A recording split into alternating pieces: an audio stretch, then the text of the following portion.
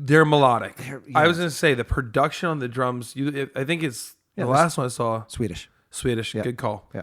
The Swedish. My bum is on the Swedish. Get the poo out my bum. I gotta get the poo off of my bum.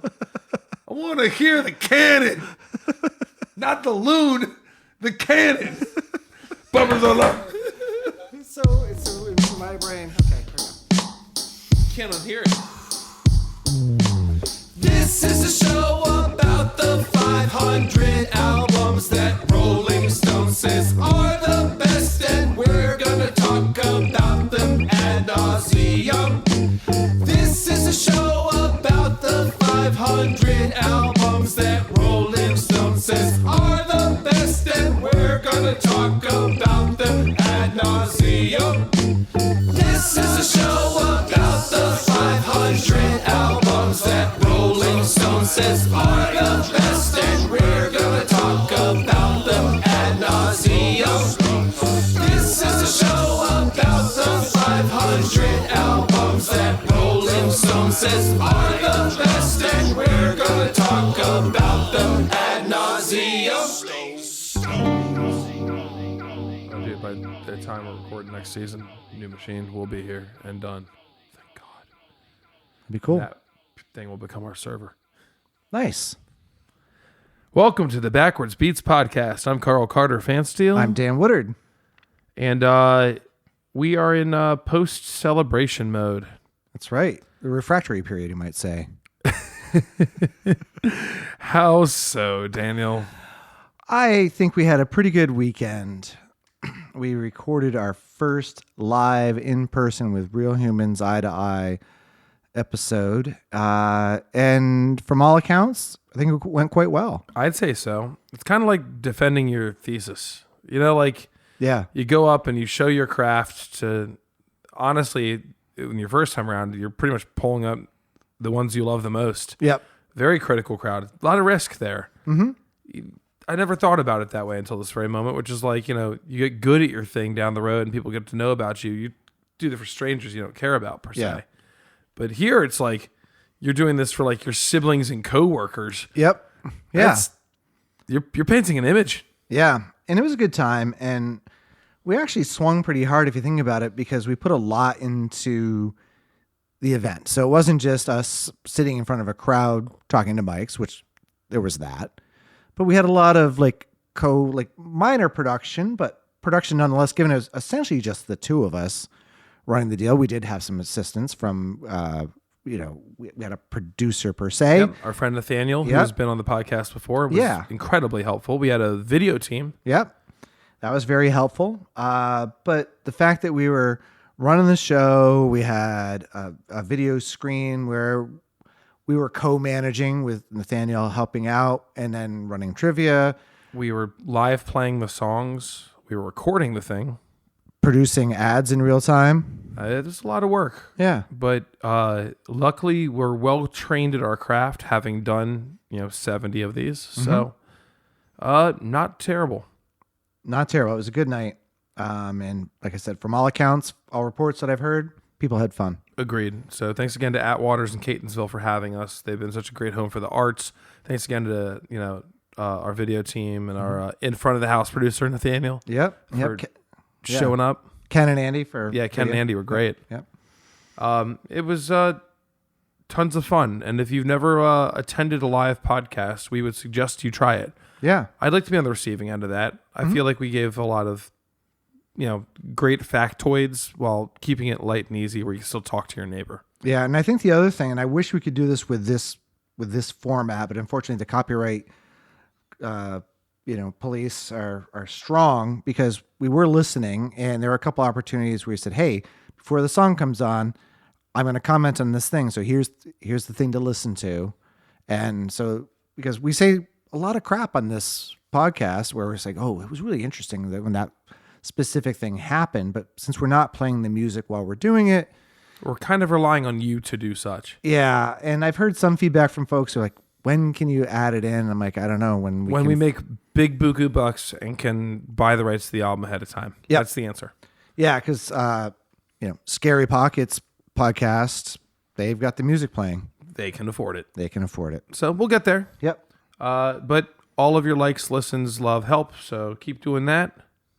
Dead Wax podcast. Dead Wax, yes. Scary Pockets is one of their one of tentacles. Dead Wax, but good podcast. Yeah, shout out to those fellas if they ever want to collaborate. Yep. The answer is an auto yes. Auto yes, and we can hang musically. Indeed. So what do we got this week? We're talking about the 441st 441, which is, this will represent our 60th real episode. Hooray us. Yeah. Which is the artist Britney Spears with her 2007 release, Blackout. It's Britney, bitch. That's the album. It's the first thing you hear. It is. This is her 5th studio album. That's crazy. Mm-hmm. And I don't mean like her song Crazy, which I do enjoy. Yeah. So, Britney Spears, born December 2nd, 1981 in Mississippi, raised in Louisiana, and she began performing as a child at local talent shows and church, trained in dance and gymnastics. Okay. Was cast in the Mickey Mouse Club, 1993 and 94, alongside future stars Justin Timberlake and Christina Aguilera and Ryan Gosling. Oh, how about that? How about that? She was signed in 1997 to Jive Records after an early demo caught label attention. Positioned initially as a teen pop artist during the 90s boom, heavily managed image and sound. Yep. And she was guided very heavily by Max Martin and the Sharon Studios team at that time. You may have heard of her first album in 1999, Baby One More Time. Big hit. Lord knows I did. Yep. It was actually a huge debut and very popular, followed by Oops, I Did Again, which continued her commercial success and reinforced her teen pop image. Then after that, Britney came out in 2001, trying to get out of the teen pop thing a little bit. That's where she started to move. Yep. In the Zone 2003, which included Toxic, which is a little bit more edgier. Probably her best song to date. Yep. And then already with the greatest hits in 2004, which included Bobby Brown cover. She just sang My Prerogative. Yep. Did she actually? Mm-hmm. Oh, wow. Yep. I was just making that up. And then she took a bit of a hiatus where she got married, became a mommy. This wasn't Kevin Federline era, was it? It is. She got married to him first. Yep. Her backup dancer. Yep. Got it. Then she became Mommy Britney. Yep. Okay. And there's a song about him on this album. There is indeed. Yep.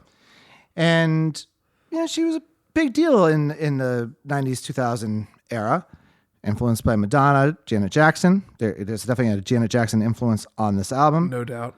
And other dance, pop performers. She's known for blending this T-pop with emerging sort of electronic and R&B elements. Obviously known for vocal fry. Yep.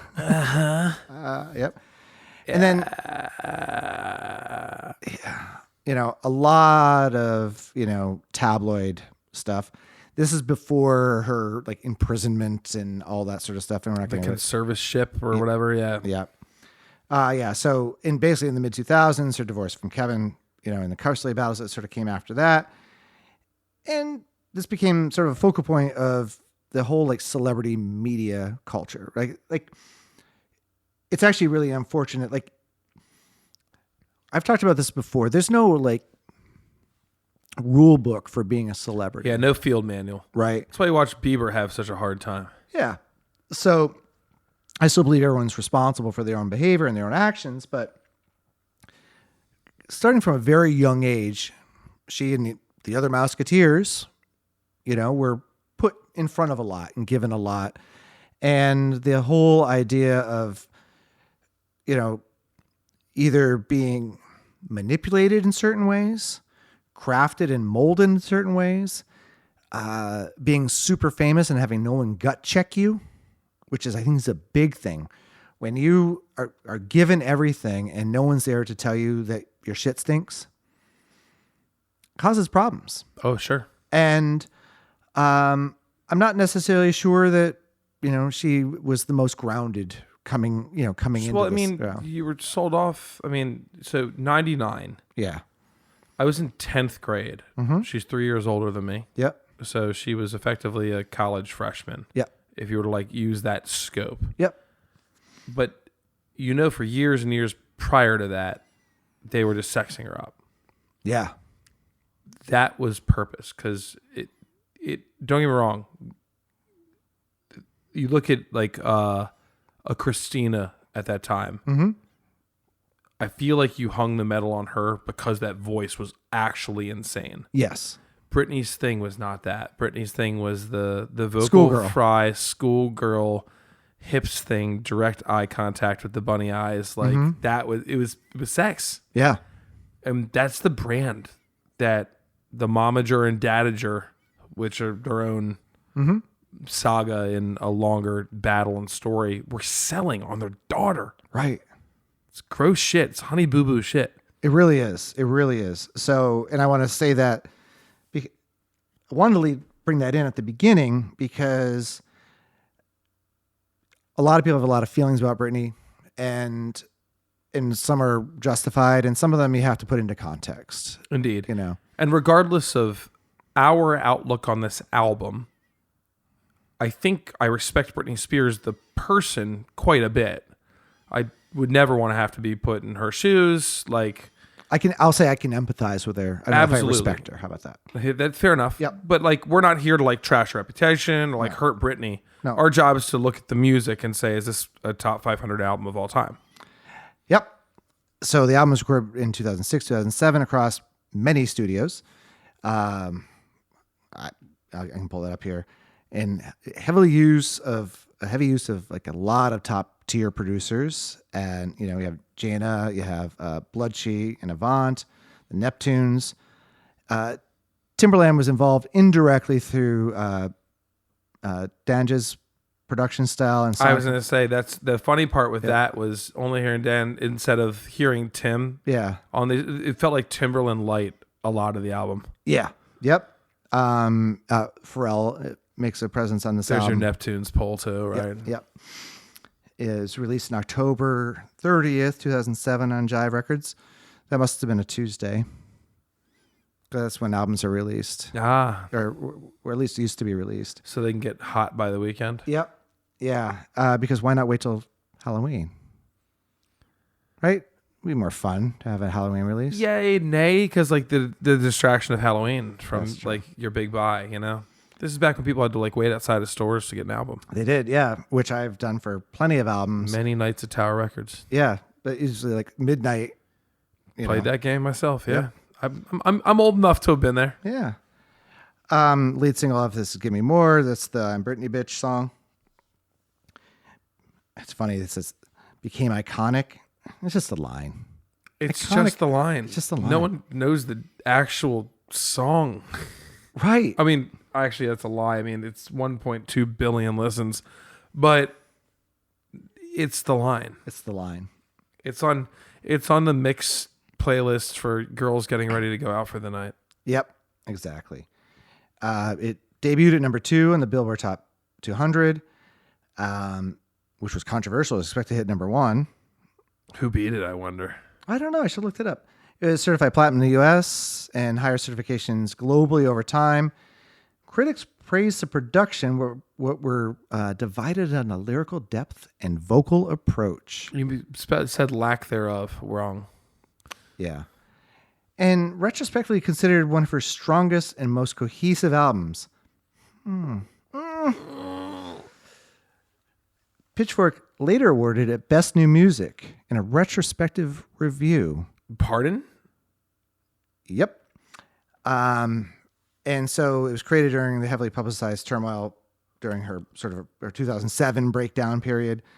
The MTV Video Music Awards 2007 performance of "Give Me More" was widely criticized at the time. Yep. We're going to watch that during break. Yep. And it's interpreted as sort of commentary on the media. She gets a couple stabs in. She talks about her role. Yeah. Yeah. And basically, what people say, I don't know if I agree with this, but pioneered sort of darker electro-pop. I don't know if it pioneered it. It used it. But Lady Gaga. It was part of it. Yeah. I can comfortably say. Pioneer? Yeah, but Lady Gaga, Charlie XCX, and The Weeknd cited this as influential for them.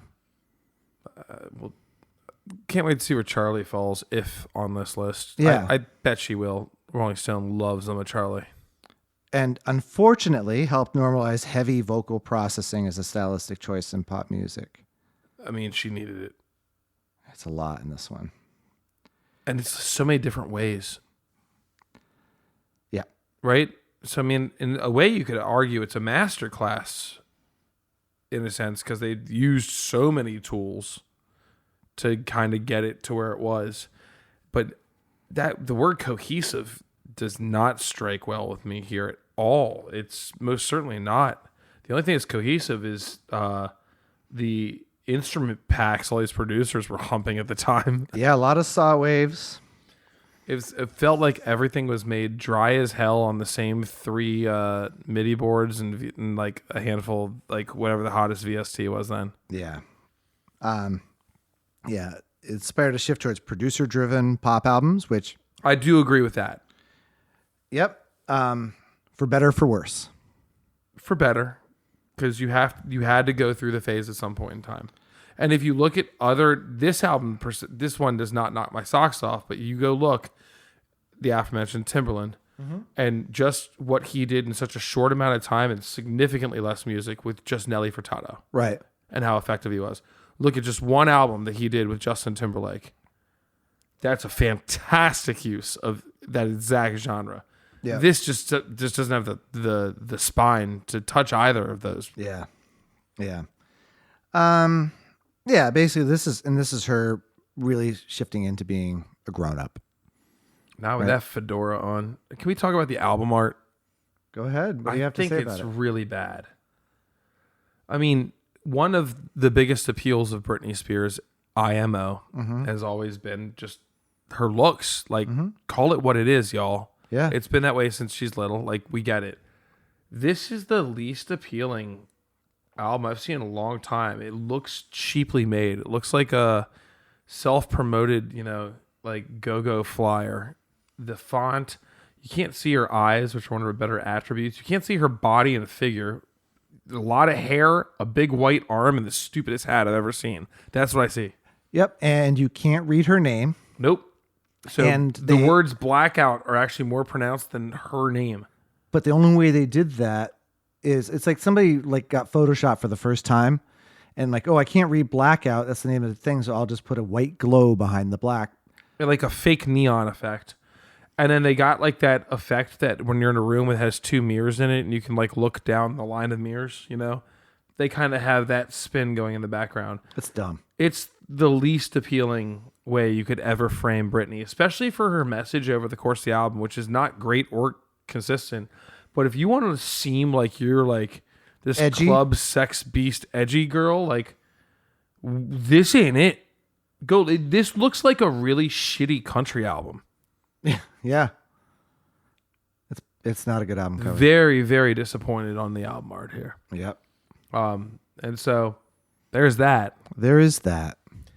Anything else? No, thank you. Well, I wish I could say I look forward to the first half of this album, but we're going to take our break and then we'll get into it.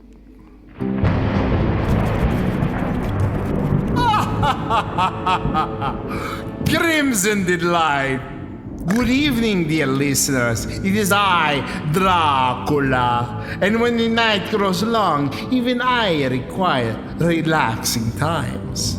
Yes, after centuries of roaming the earth, of haunting the darkness, I have discovered the perfect way to unwind.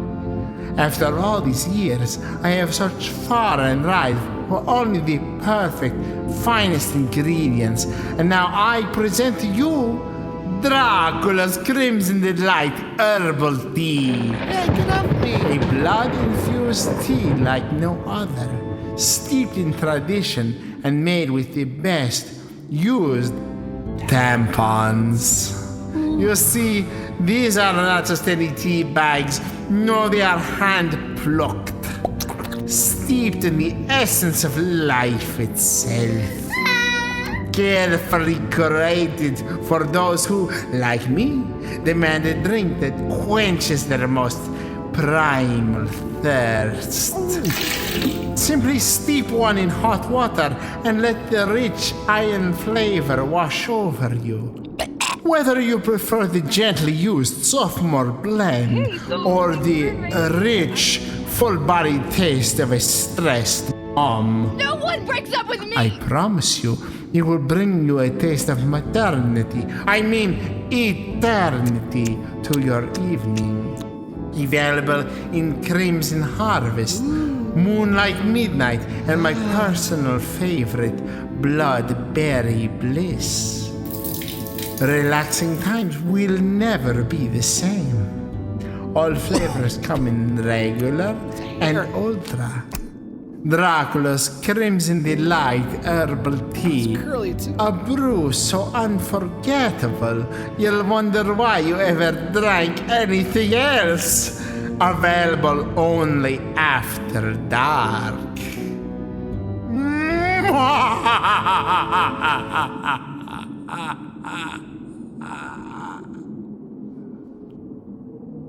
What's going on with Tuesdays?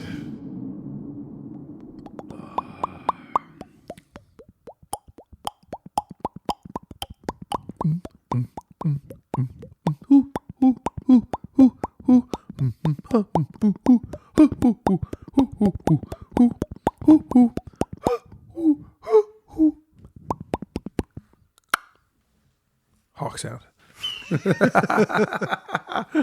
Oh, Jesus. All right, so I guess we start. 12 songs on this album. Yeah. If you are on one of the more prominent streaming services, you'll probably see one of the multiple collections that have like 15. Mm-hmm. Not in my watch. We're doing a dozen. It does. The Dirty does.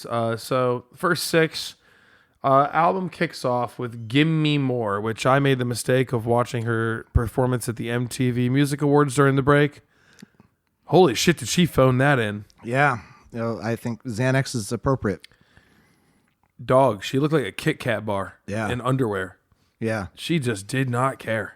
No, she didn't. She's barely lip syncing, barely dancing. Yep.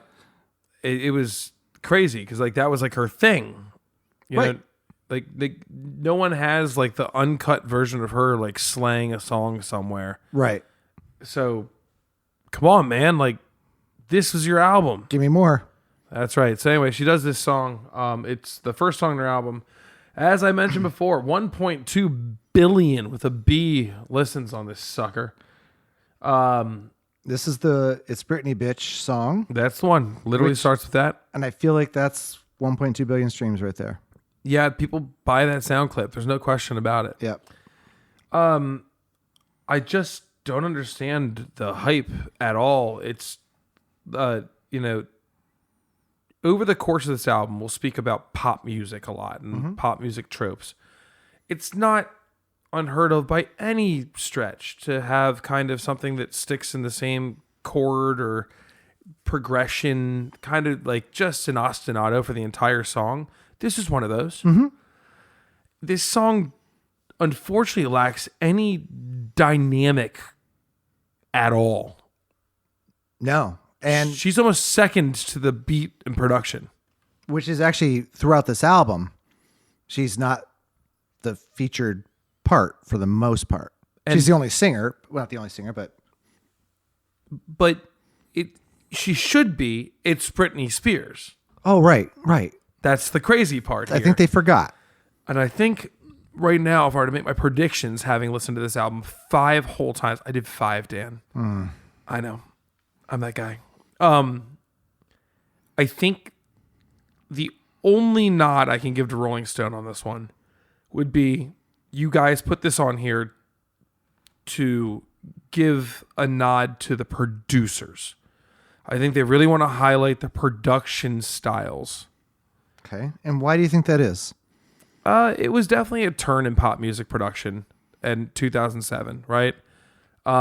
We went to, and it's at no loss for one specific style, 2 specific styles. It's a meld of what the Neptunes were doing, mainly Pharrell. Yep. And so if you were listening to a couple of years later, NERD will come out with one of the better albums they ever release. That's, I believe, self-produced or generally, within house. Yep. And then you hear Timbaland's production also. And between the two of those, it's smattered all over this. Though Timbaland, as you said earlier, was not directly involved. But what you end up with is minimalist production, is how I'd call it. It's really simple, looped drums that are almost like a Detroit house nature. Slower. Boom, cha, boom, cha, boom, cha, right? Like not a 4 on the floor, not a disco, just the first beat you teach any drummer, but over really crazy digital signal. Great, you did a thing there. Hurrah. Yep. No syncopation. Until you add in one layer exactly, not to exceed it or be lower, of some sort of thing that sounds like a muted clave or the coconuts from Monty Python's horse sounds. Yep. Exactly. Now, have one low bass synth that's actually just a saw lead patch that's not low enough to be a sub bass. Right. There's your bass line. It's going to stab, all attack, no reverb. Yeah. Now have a droney textured synth to go above that. Yep. That is this entire album in a nutshell. Yeah. During the choruses, maybe add in a sustained patch or two that has like a bell tone to it. Yep. Everything else is going to be manipulating the shit out of vocals. Take the singer, slap on autotune as hard as you can, Yeah. octave them, pitch shift them all over the place, and play with extreme panning. Yeah. Yeah. Throughout the whole thing. And then mix in through several of these songs her porn sounds. My God, I can't deal with another whisper or breath. Yep. They're not hot. They sound belabored. Yeah. Yeah. Yeah. It's not These are good. almost birthing noises more than they are sex sounds at some point. Yeah. It's not, you can only do the bullhorn effect in my right ear so many times Right. before it's like, you rely on this. Yeah. So there's nothing that's featuring her talent or anything like that on this. That's assuming she has singing talent. Yeah. She's never been known for stellar vocals. No. She's been known for safe, actually lower timbre, alto vocals. Yeah. That's where she actually does her best work, in my personal opinion. Yes. On her debut album and all the way up through Toxic, there's some songs there. I don't know what this is that I'm listening to. Towards the end, there are actually some cool background harmonies that make their way in.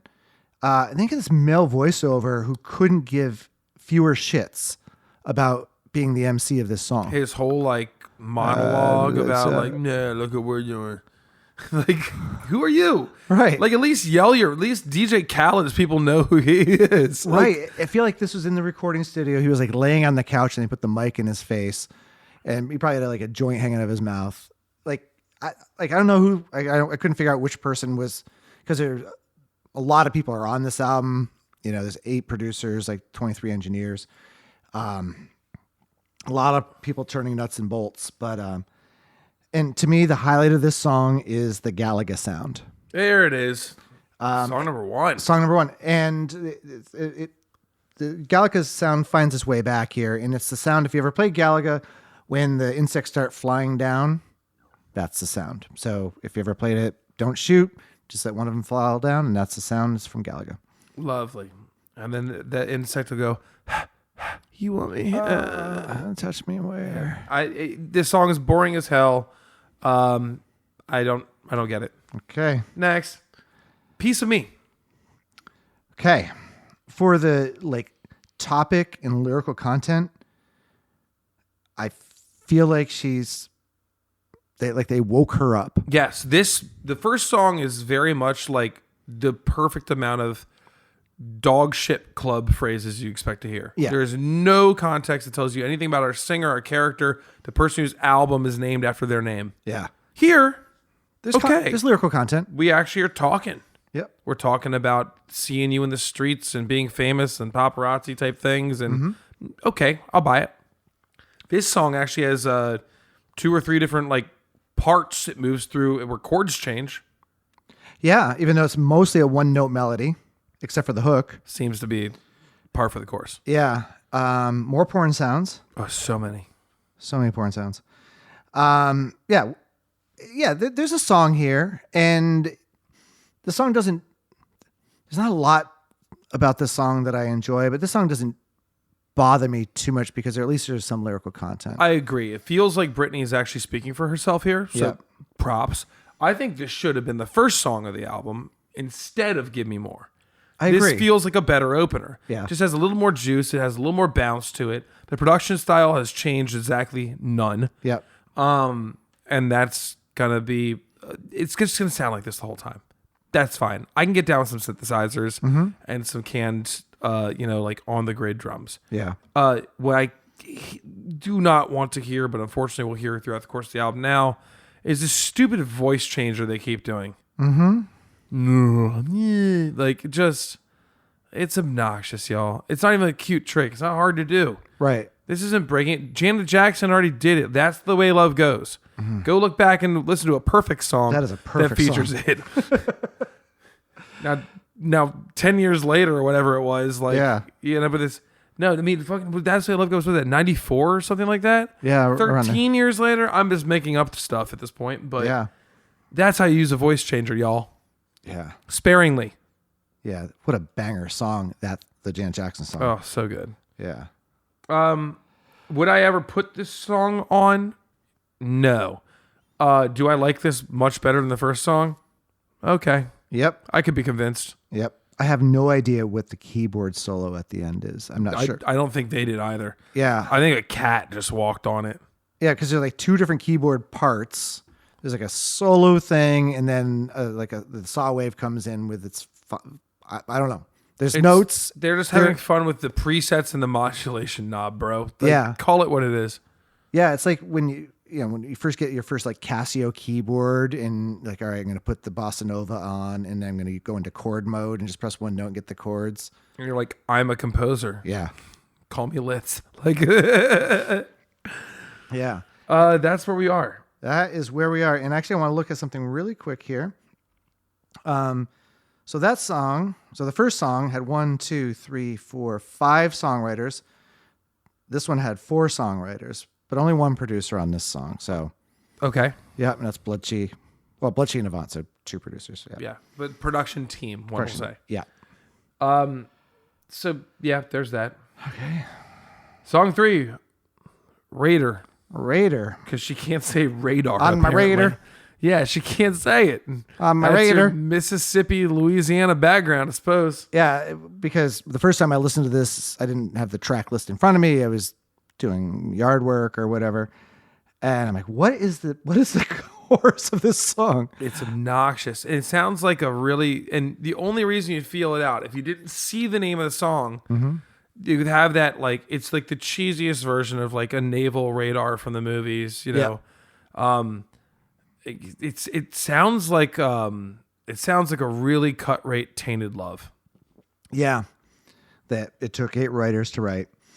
God, there's 8 on this? 8 writers on this one. Now, No. when you say writer, like what's interesting about these heavily produced albums is the people who get writing credits, there might be 8 like musicians in the room or producers in the room, writers in the room, and somebody says, "Oh, if you throw a saw wave in here, that'd be cool. That'd be dope." They're in now. That becomes They're a writing in, credit. yeah. Yeah. So it's not like 8 people sat down like, all right, so how do I? No. What is the arc of this song? And No, it's not like one of the different Boys to Men was like, I said if and then. Right. I'm in. yeah, that's really what it is. But still, 8 people are like, yep, now we're done.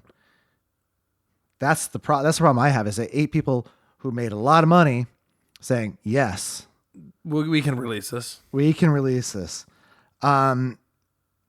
At first, the saw synth sounds like you might get like a decent dance tune when it first comes in. Unfortunately, You don't. no, it doesn't go anywhere. There's never a dynamic build. There's never like a cymbal. All of the breaks in this album, which almost always happens somewhere either at the beginning or the end of the bridge, are exactly the same. Yep. It's just a solo of her whispering through a bullhorn. Yeah. Right? Like, and so it's really hard to feel that any of this is going anywhere.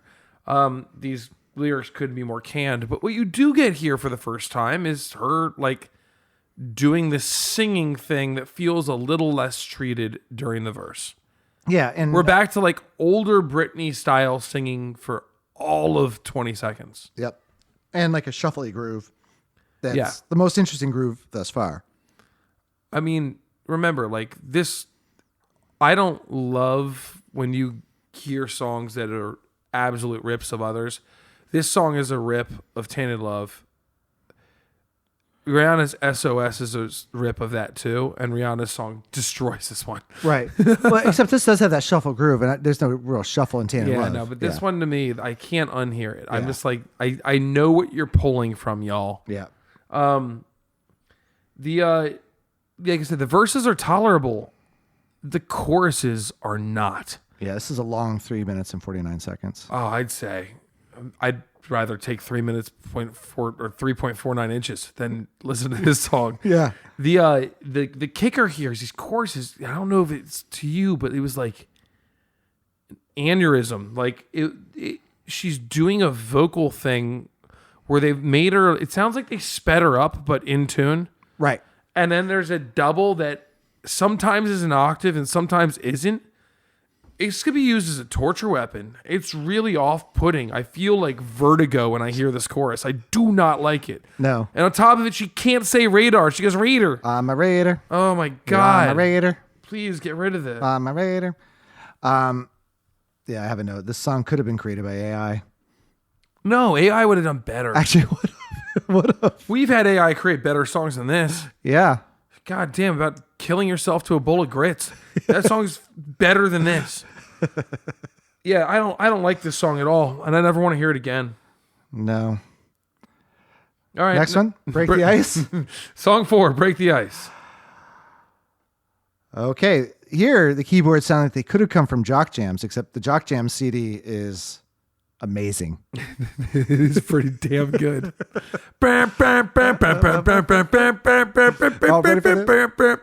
Yo, ready for this? Maybe we should do Jock Jams for camp- side tracks. Oh, break down jock jams? Yeah. Oh, we have to wear basketball shorts and a Looney Tunes t-shirt.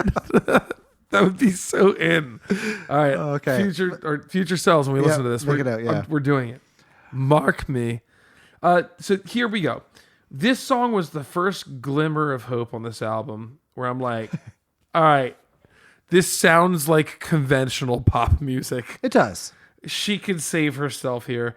And the singing style on this is better. She's doing the double low alto Britney thing we're so used to from her prior releases. And I'm like, oh, it's like someone performed a seance and we got our girl back. Yeah. This is the Britney's album I wanted. Mediocre pop music. That's what I wanted. That's all I never needed from y'all. And I'd still say it doesn't deserve to be on the list, but I'd be a lot less spiteful than I currently am. Yeah. I say again, we have another mezzo forte Xanax-infused dance track. Dance-esque, Yeah. I will go it's for. It's dance with quotes Yep. and a question mark. There's this song also, you end up getting a larger frequency range to support her vocals. Yeah. We're finally out of this minimalist, I have one Korg keyboard in my bedroom and I'm going to create a whole song on it, come hell or high water production style. You have like some sub bass frequency finally to like support. You have a saw. It's the best sounding saw on the album so far. Yeah. So far. You talked about the sub bass, but then she has a line, heart beating like an 808, and you might as well play an 808. What was that bullshit? It was just like someone coughing into a vocoder. Yeah. Like, it's like that wasn't cute at all. No, it wasn't. Why do they have to high pass filter everything when they want to fix it? The point of an 808 is to be the exact opposite of a high pass filter. Right. I don't know. Oh, kill me, my dick. So then we get towards the end of this song, and Britney exclaims, "Ooh, I like this part." And what do we get? A random bunch of synth samples, some oohs and ahs, with the drum beat removed. Yeah, over the chorus. That's effectively the bridge. Yep. And she likes this part. Okay. Yeah. There is but the drum sample, I actually do like the drum sample on this. Yeah, this is one of the more tolerable ones Yeah. on here, and there will be some ones that I launched to the moon. So Yeah. this song is tolerable compared to the others, and for the first time on this album thus far, 4 songs in, I'm like, all right, I'm fine with this. Like, if you gave me 12 of these, I wouldn't be so angry. Okay, my last note on this. So after the thing talking about the whatever bridge thing, the last note is, when can I turn this off? Whenever you want. You're a free man still, Daniel. Yeah, but I had to make a podcast. And at 3 minutes and 16 seconds, I feel like 2 minutes is as much as I wanted to listen to that song. Yeah, and that's understandable. You know, and if you're to look at the numbers, so you pull "Give Me More" out of the billion category. This album, I mean, Piece of Me, 180, almost 181 mil. Mm-hmm. And I actually get that. There's as much as we crapped on it, the chorus is catchy enough. I'm okay with that number. Yeah. I still believe that song should be the first in the album. Yeah. Radar at 82, almost 83 million. That's like 80 million more than it deserves. Agreed. And then Break the Ice bumps back up to 102. And I'm with that. Yeah, I guess it's... I really wish these were 100,000s and not millions, but to each their own. People like McDonald's. That, you know what? That's a great way to put it. Anyway, we go to song number 5, Heaven on Earth. And here's where we diverge from the masses once again, right? Yep. Because to me, this is the best song on the album. Well, so can I read you my notes? Yeah. I was actually, for the first few seconds of this song, already starting to roll my eyes. But then it got a little better. Yeah. Because the intro sounds just like everything else in the album. Mm-hmm. But a few moments in, you suddenly recognize this is not the same song we've been hearing over and over again. Right. Which is like, club, tong, tong, tong, type thing. Yeah. But not even at club tempo. No. And there's a chord chart here. Yeah. A relatively cool, meaningful one. Yep. That she didn't write. No. But guess what? I'm gonna have to pay her some dues here finally. Yep. Someone's got to sing over that sucker. Mm-hmm. Not an easy chart. No. She sang over it. She sang over it. She didn't sing anything incredibly inspiring. No. But managing that chart, you get some respect in my book. And what's interesting is it's funny because the notes I found on this said this is considered a fan favorite, but the streaming does not. This is the lowest streamed so far. So you guys, we went 1.2 bill, 180 million, 82 million, 102 million, 11 million. Falls off 1, 2. Well, those are the extras. So 12. Yeah. So 9 million's the 9. So this is the second least listened to song on the album. But there's actually a song here. Agreed entirely. The irony. Yeah. So this is my favorite one on here. And it's funny. It's like, this song works nicely because there's actually a verse, a pre-chorus, and a chorus. I mean, the thing I don't like, her baby girl voice is on full display here. It's a little bit too much. That's such a good way to put it. The baby girl voice. Yeah. Ugh. But she does sound, once again, convincing of what she's singing about. She agrees. The topic of conversation agrees with where she is in her career. Mm-hmm. I'm looking for these things. You need these things. You still have ample amounts of whispery sex sounds, which is obnoxious until it won't ever be more obnoxious. Yeah, through and through, this feels like part of her story. You know what this song reminds me of? What's that? Blue Monday. Okay. Doesn't it? Sure. How does it feel? Yeah. Listen back to it. Yep. Dead ass, dude. Reminds me of Blue Monday. Mm-hmm. I hope the algorithm picks that up. Who did that? Was it Orgy? It might have been. Yeah. Yeah. But but there's a production. Someone borrowed something here. Yeah. I don't necessarily like the song, but this is much more what I expected because I knew nothing about this album walking in, as I'm sure you knew nothing too. No. I was like, did she go the artsy direction, do a bunch of artsy shit? This is the artsy direction. Yeah, even though everyone else thinks the other stuff is what's experimental. And I guess, from a production perspective, I get it. People put a lot of samples on at the same time and they all happened at the same time to the same tempo. Exactly. So that's cool. Yeah, this thing just happened to be one of the pole bearers in this new wave of production style, but it certainly is not the founder. And if you're gonna call it that, get a more convincing main character. Yeah. But this tune breaks the mold a little bit on it. Yeah. Of all of the songs on the album, I'd be willing to just chill and listen to again and like maybe like dive on. This might be the most interesting. Yeah, it is. I would agree. A lot of like major chords over like minor melody, flat 7, flat 2 shit. You know, it gets Locrian from time to time. Yeah, a bit. And she does that, whether or not she does it knowingly. She actually loves to sing. She loves to sing chromatic licks. Yeah. She likes that dissonance. She's a blues singer, man. It's okay. We've gone too far. Next song. Which is named Get Naked.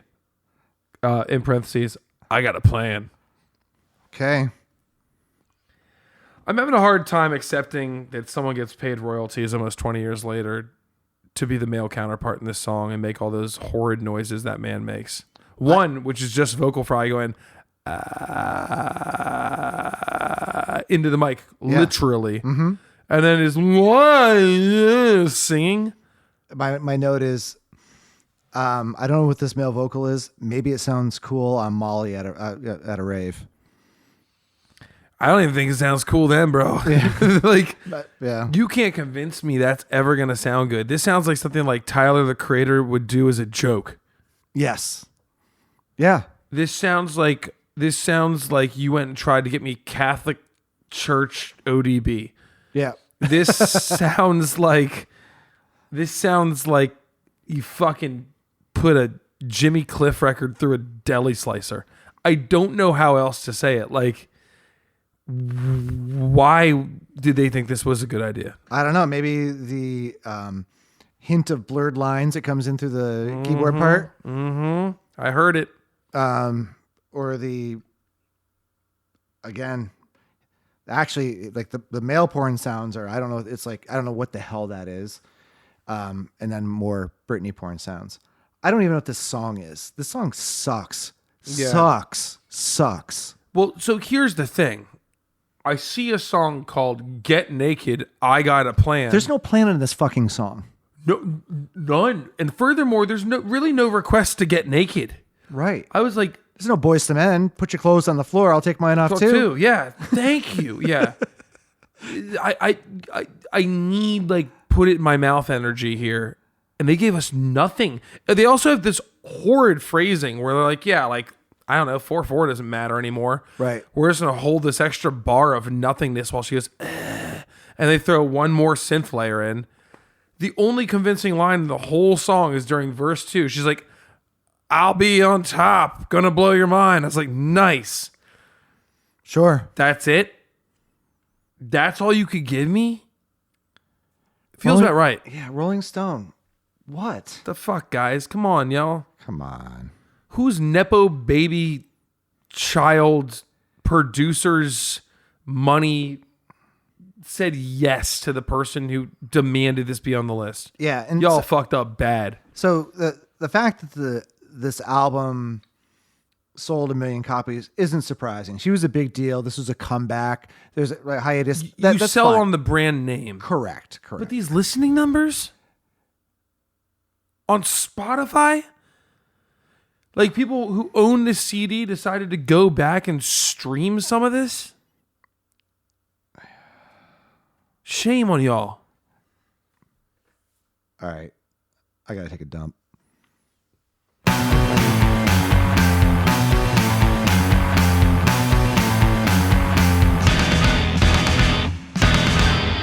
This week in music.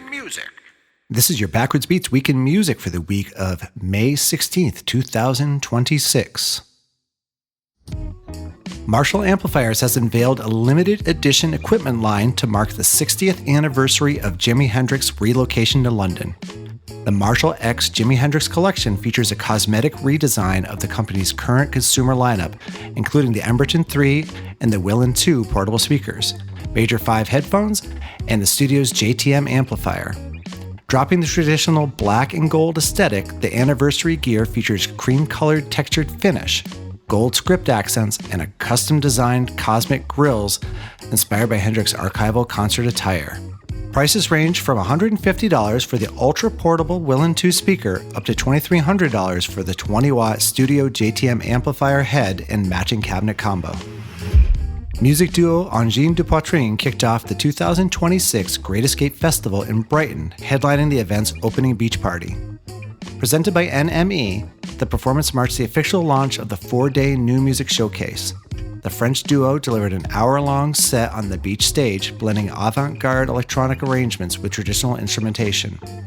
The performance served as a prominent stateside and international introduction for the act, which is currently generating significant industry traction ahead of their upcoming debut LP release.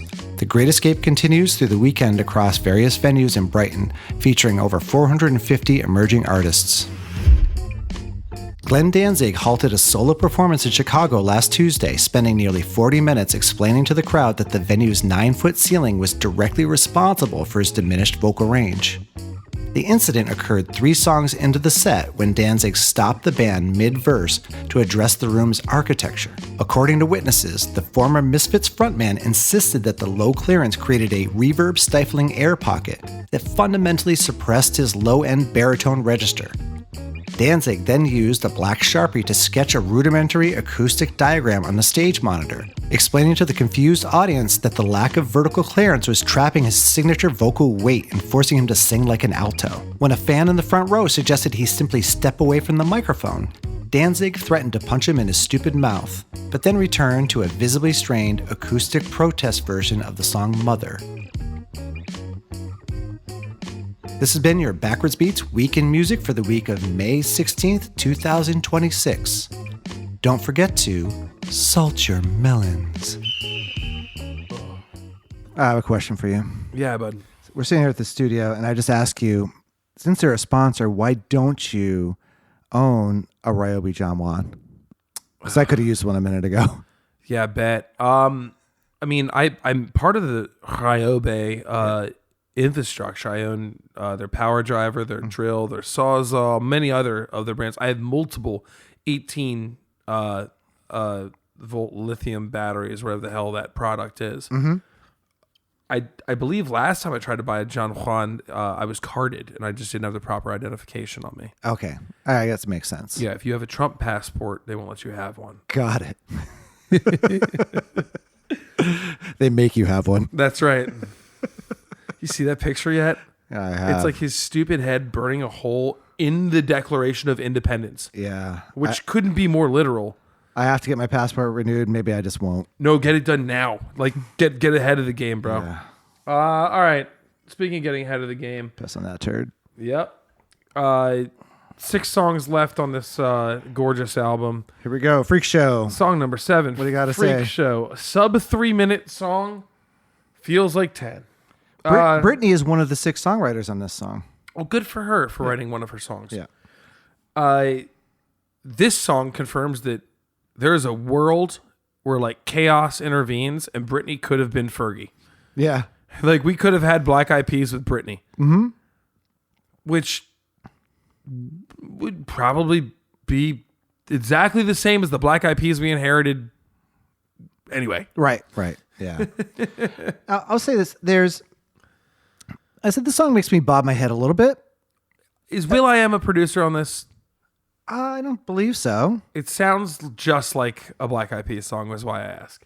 Yeah. No, this is Bloodshy and Avant and The Clutch. The Clutch. Jesus.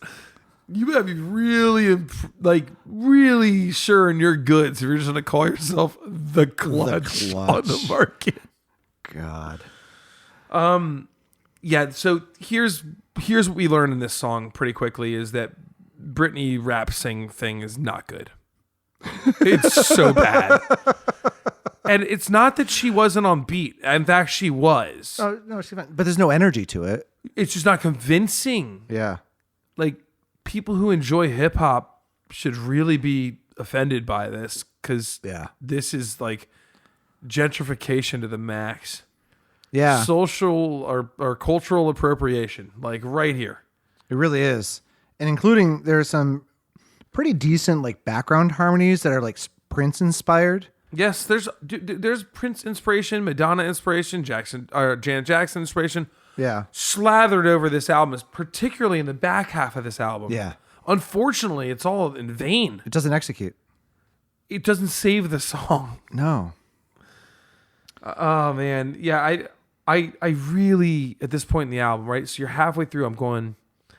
This no reverb production sucks D. Mm-hmm. Because there's no feeling. Like, I'm not a big, like, 80s... You and I sat at our office earlier and watched some 80s hairband stuff, and it was, like, drenched in reverb. Yep. Not asking for any of that bullshit. No. But, like, this, like, real dry, stick the singer in the middle, overproduced vocal, significantly underproduced stock Korg keyboard sound. Right. Just... I find this style jarring. And there's just no dynamics At all. Zero. at all. And so, like... Nothing gets excited. They don't even use like arranging dynamics. Like, I'm going to add more and more layers as the song progresses. None. Every now and then you occasionally get they do, one more like synthy organ patch. Yeah. But like, so like I can't stand listening to like really cheesy techno. Mm-hmm. You know, like the Tiesto type shit. But at least there's a journey. Mm-hmm. Like at least you can like move with it. Right. And there's an incredible catalog of very digestible pop techno that will come out, 15 years from this album, where you end up with like, the Zed and Rihanna stuff. And you're like, Yep. This, do I like it? Yeah. But it's significantly better than this. Right. Significantly better than this. And one of the main reasons, it's not because the vocalists there are any better than Britney. They all are, for the record. Mm-hmm. Like, Alyssa Clare is way better than Britney. But like, but it's because you get dynamic builds. Right. There's a riser. There's a break. There's a convincing atmosphere. This whole thing just feels like... Nothing. That's right. Feels like digital shit. Okay. Toy Soldier? Yep. This song is actually interesting. Is this her response to Sexy Back? What year was Sexy Back? I don't know, but it has the same sort of harmonic information. See, what I hate about comparing anything to Sexy Back, or for that matter, any of Justin's album, Yeah. which was incredible, considering it. I feel like that was released a little later. 2006. Oh, wow.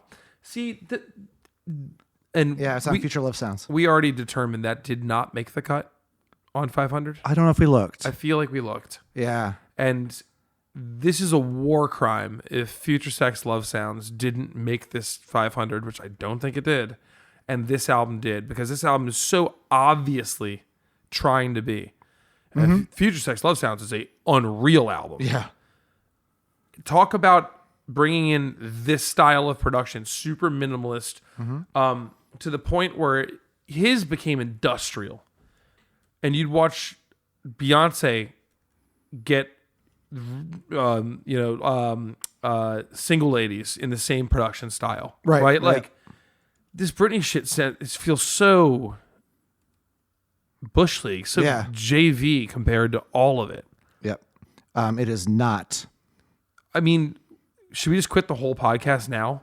That's insanity. We should have just recorded that instead of this album. Honestly, that'll be our response, because that's bullshit. What are we talking about? We're supposed to be talking about Toy Soldier. Look, this song is somewhat interesting in the sense that you get it's not the song format's any different, but you move through parts quicker. Yeah. Yep.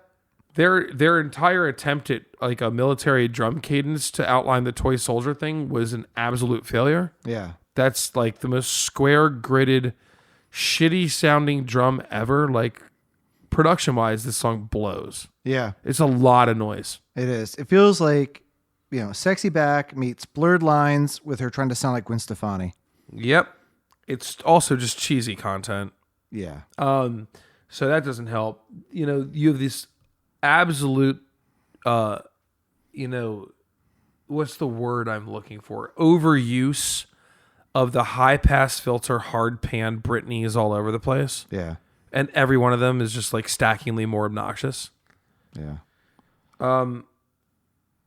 It's not the worst song on the album because there's enough like crazy stuff floating around. Yeah, well, you have the harmonic minor stuff that's floating around, which makes it a little bit interesting. And she does that well. And her voice is less altered on this one. So you get just her voice And mostly. she sounds like she's convinced of what she's singing of. Some of Yeah. the songs she just sounds like someone like wrote words and like put in front of her face. Yeah. This one she sounds like she's singing her song. Yeah.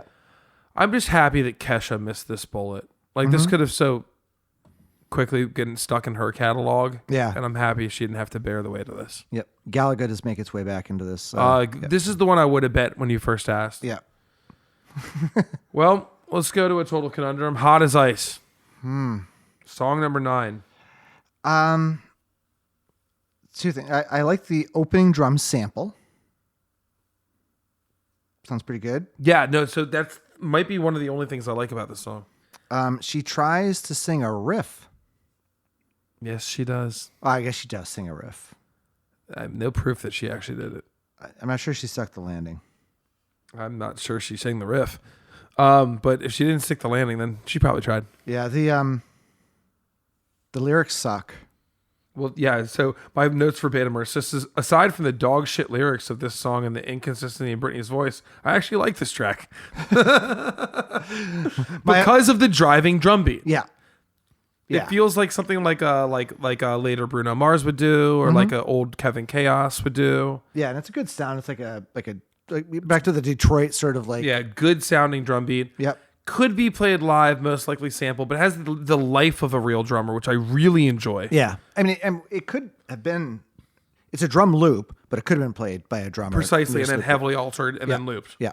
Which, let's just say it was. Yeah. Cool. I'm into that. Yeah, it sounds good. I just can't stand the stupid ass lyrics in this song. And the vocal processing. Oh, and her dialect. Yeah. She rounds off words in the dumbest ways. I just don't understand it. Cold as fire, hot as ice. Oh, yeah. Did we say the name? Yeah. Did we say the name? Yeah. I did. Okay. Look, there's a catchy pop song somewhere in here. It's not in these lyrics, I'm though. not convinced. Yeah. Melodically, it's actually not the worst either. No. There's decent moments, but man, you guys wrote yourself into a hole on this one. Yeah. My only last note that I have on this one is someday I need to make a shitty album and make millions of dollars. I'd love that for us. Yeah. Because I assume I'd inherit, I don't know, tens of thousands of those dollars Easily. just for being around you. Well, we'll make it together. Thank you. Oh, Let's make our response to this album. future stuff, smut sounds. Okay. Song number 10, Ooh Ooh Baby.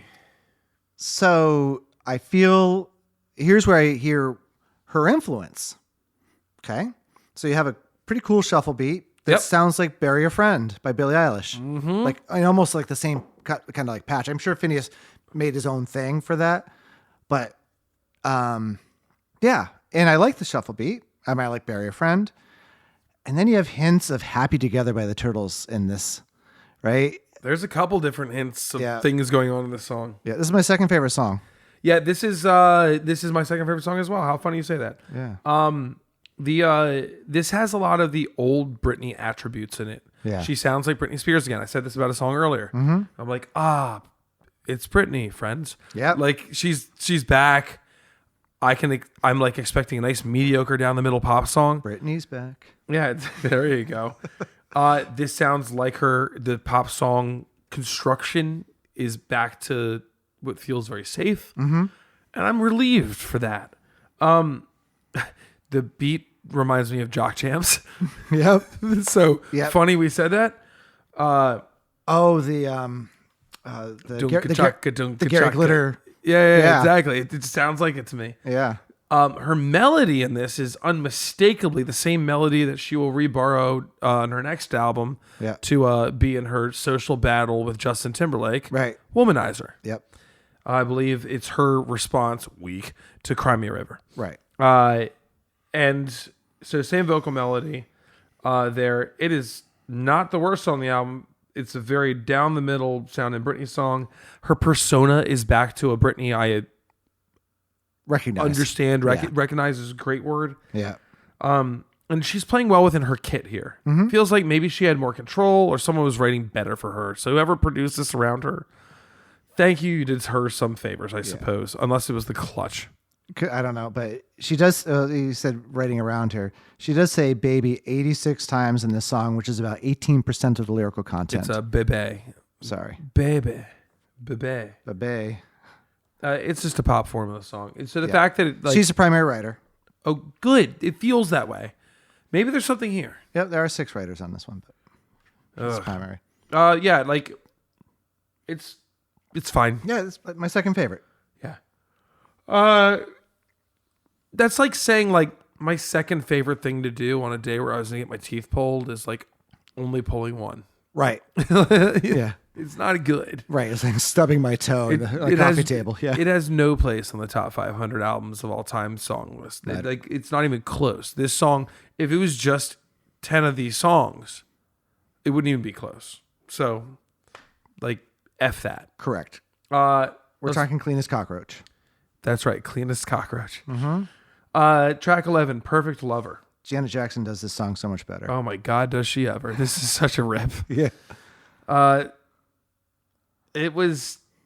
This is the like most like evident low budget Timberland production you can get. Yeah. And it also has a bridge that's like so incredibly obviously ripped from like SWV style. The harmonies, they're great, but it's like those were probably programmed on your voice. Yeah. Like you didn't sing those. Right. What happens is you end up with a song that has the bones of a bunch of songs I like. Yeah. And that's all I can say. Or maybe the other way to put it is it's a bunch of songs I like with the bones removed. Ooh, it's just gelatinous and wiggly. Oh, God. Yeah, there's an energy in this song, too, I enjoy. Like, yep. I think the reason it doesn't make... it would round out my third favorite on the album. Yeah. But the reason it doesn't breach the other two is because it fails to do what it's supposed to do. Nothing happens in this song. Not even a little. More porn sounds. Oh, so many. It's like... It's so easy to make the Britney Spears song. Breath noises, vocal fry... and then you take a progression and you stay on a single chord the whole time, and eventually you let her walk it down chromatically. Yeah, to create the tiniest bit of tension. Yep. Britney song, and this is like poster boy. Yep. Let's wrap this one up. Oh, I can't wait. So song number 12 is "Why Should I Be Sad." You shouldn't, because the album's over after this song. I'm about to say it's perfectly put, sir. Go ahead. I want to like this imitation of a Prince song. Oh, so there you go. So I said I'm really conflicted on this one as well because it's the best sounding synth they've had in the whole album. Yeah. It's all sizzle and no steak. This is the Pharrell tune. And I think that's why we're like trying to give it a chance. Yeah. And I don't know. Again, she's not even featured.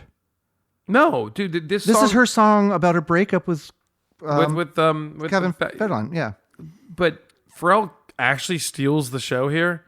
Not saying I'd call it a hot spot in his collection. No, but there's interesting things. It sounds kind of like a Thundercat song. Yeah, yeah. Like I was like musically, that's neat. It's like he wrote it and like was like, okay, we'll fit her in, I guess. Yeah, I don't know because there are elements of this song that are good. The vocal harmonies that they're squirted throughout this whole thing are interesting. But she's not convincing enough to really like crush them. You know what I'm saying? Right. Like she just it doesn't hit. Yeah. Her performance holds back what this song could have been. And yet again, it lacks dynamics. Pharrell fails there. Yeah. You know what I'm saying? Yeah. Like, where are our dynamics, guys? There are none on this album. Zero. Zip, zilch, nothing. All right. Okay. We did it. We made it. I'm surprised. We made it. I'm so happy to be out of that jungle of heck. So, Carl, it bears asking, would you hit it? I wouldn't even hit this with my car. Yeah. I'm offended it exists. I'm not, whatever. People like. No, not shitty it exists. music. Yeah. I'm offended it exists on the list. Yes. To call this a top 500 album of all time is insane. Let me reiterate that. It's fucking insane. Not top 1,000, not top 10,000. Agreed. This And album I'm- fucking blows. Yeah. And look, once again, no disrespect to Britney the person. Some to the artist in the sense that, like, you're just not convincing here, y'all. Yeah. You're not showing us anything. You left your bag behind. And what really sealed it for me, what helps me punctuate that would be having, during our break, watching her attempt, whatever you want to call that MTV Music Awards performance of Gimme More. Yeah. Holy hell, do you look... So that, I mean, I'm assuming that's who's in the studio, is that Xanaxed out. So with all the empathy in the world I can have for someone who's going through the myriad levels of shit that she's gone through in her life. Sure, which she inherited. Yep. You don't ask for this. No. So I want to be clear there.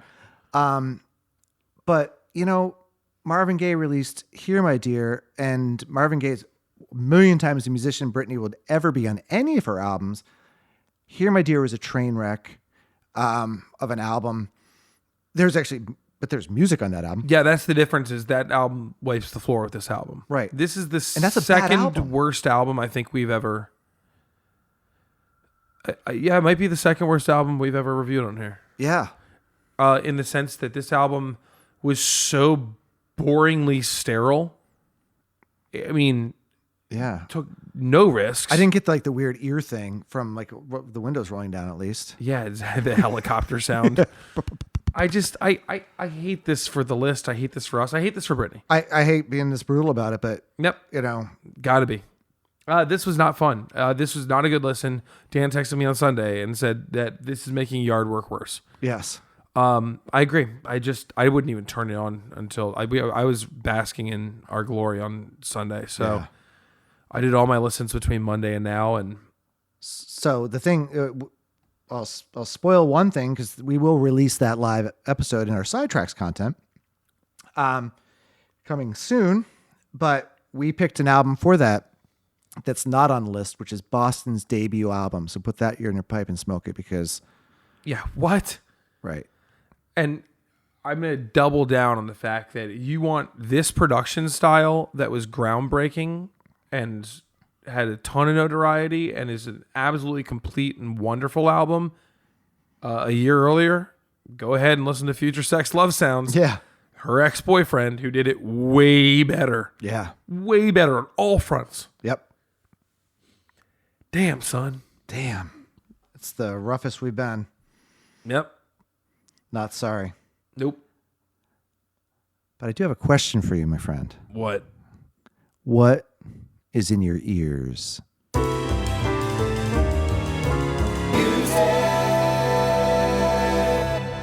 I'm so glad you asked. Are you? No. Okay.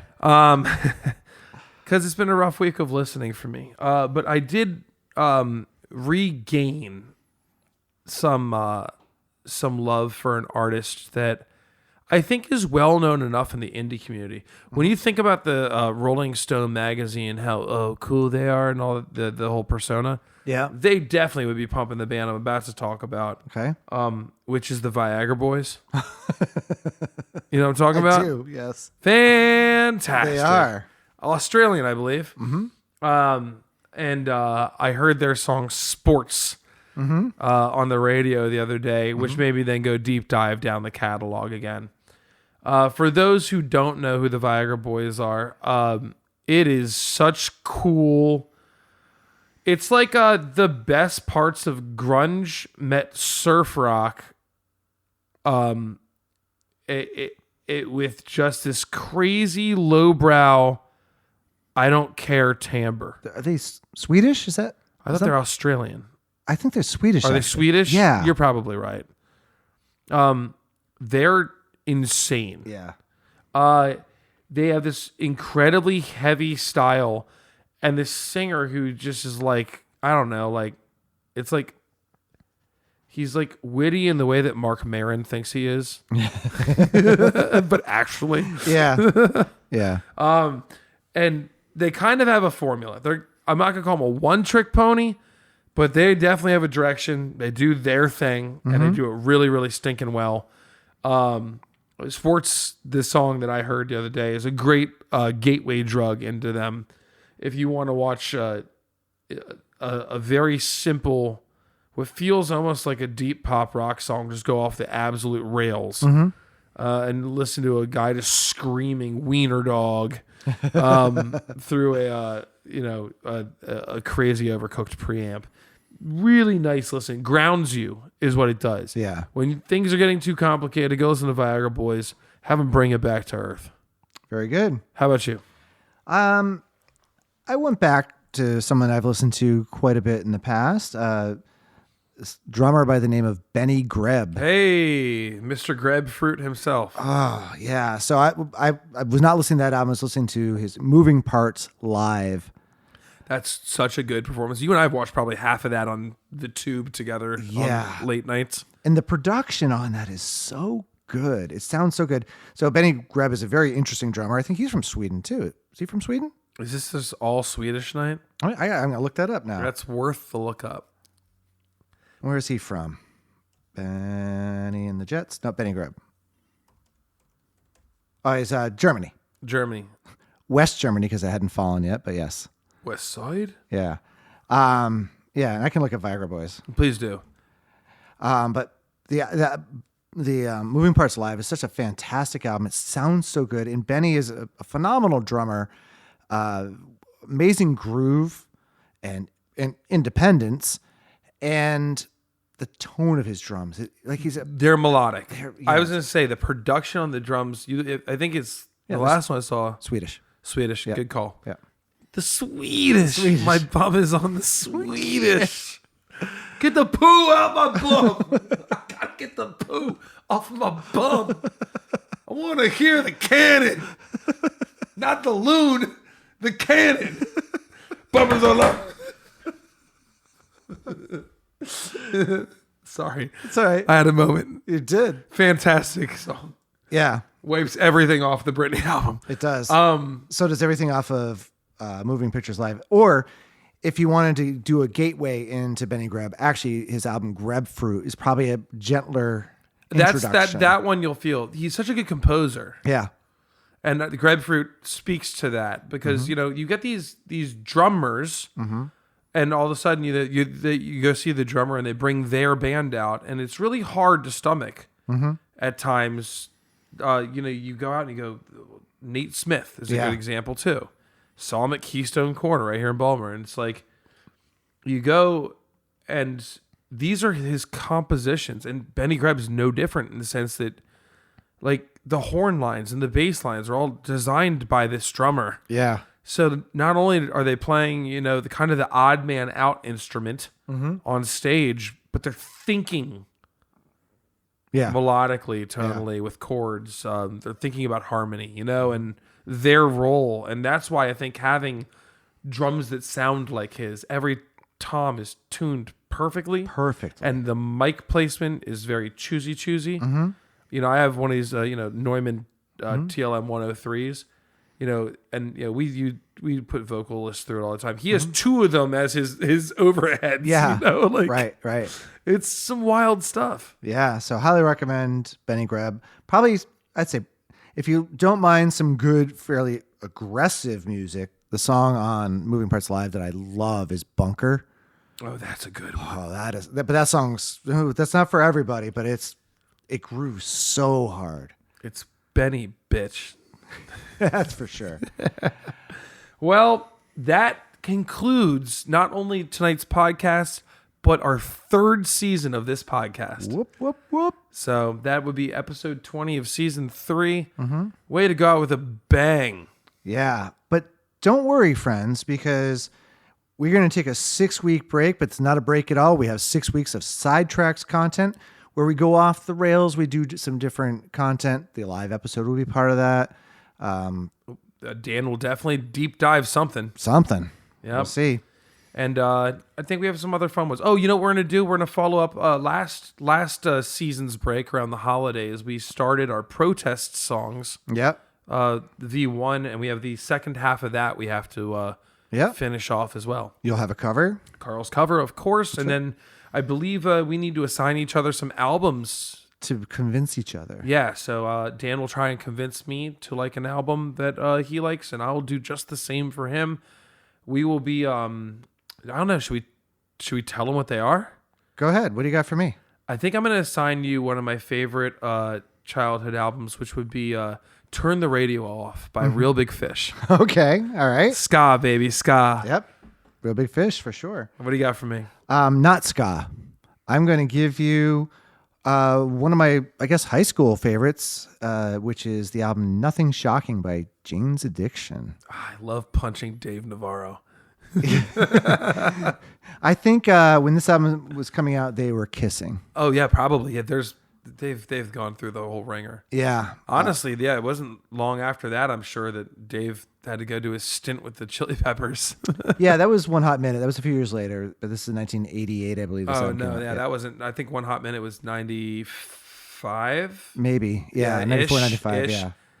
Because it was after their magnum opus.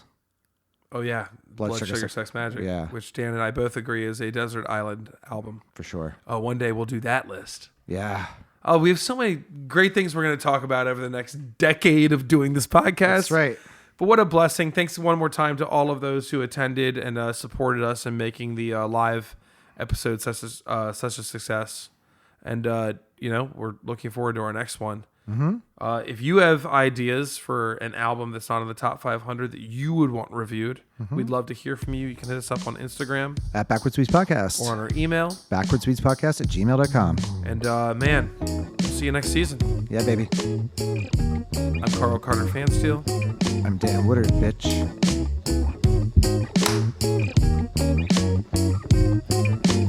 That was a show about the album Blackout by Britney Spears.